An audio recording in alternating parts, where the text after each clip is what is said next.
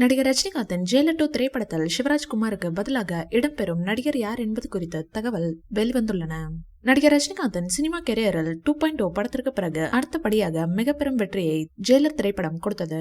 இந்த படத்தில் ஓய்வு பெற்ற காவல் அதிகாரியாக அட்டகாசமான நடிப்பை ரஜினிகாந்த் வெளிப்படுத்தியிருந்தார். பீஸ்ட் திரைப்படம் சுமாரான வரவேற்பை பெற்ற நிலையில் அந்த படத்துடைய இயக்குனர் நெல்சன் திலீப்குமார் ஜெயிலர் படத்தின் மூலமாக அதிரடி கம்பேக்கை கொடுத்தார். இந்த திரைப்படம் 650 கோடி ரூபாய்க்கும் அதிகமாக வசூல் செய்தது.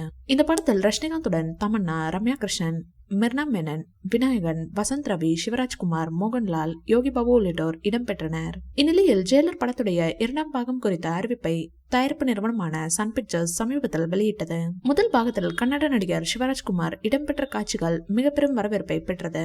ஆனால் அவர் கேன்சர் பாதிப்பு காரணமாக 2வது பாகத்தில் நடிக்க முடியாத சூழலில் உள்ளார். இதனால் அவருக்கு பதிலாக தெலுங்கில் முன்னணி நடிகராக இருக்கும் பாலகிருஷ்ணா ஜெயிலர் 2 திரைப்படத்தில் இடம்பெற அதிக வாய்ப்புள்ளதாக தகவல்கள் தெரிவிக்கின்றன. பாலகிருஷ்ணாவுக்கு தமிழ்நாட்டிலும் ஏராளமான ரசிகர்கள் இருப்பதால் அவர் படத்தில் இடம்பெற்றால் படம் கூடுதல் சுவாரஸ்யமாக இருக்கும் என்று ரசிகர்கள் தெரிவித்துள்ளனர். இதனையடுத்து ஜெயிலர் 2 படத்தில் ஒரு பாடலை அனிருத் முடித்துவிட்டதாகவும் அதனை ரஜினி சார் தான் பாடியுள்ளதாகவும் தகவல் வெளியாகியுள்ளது.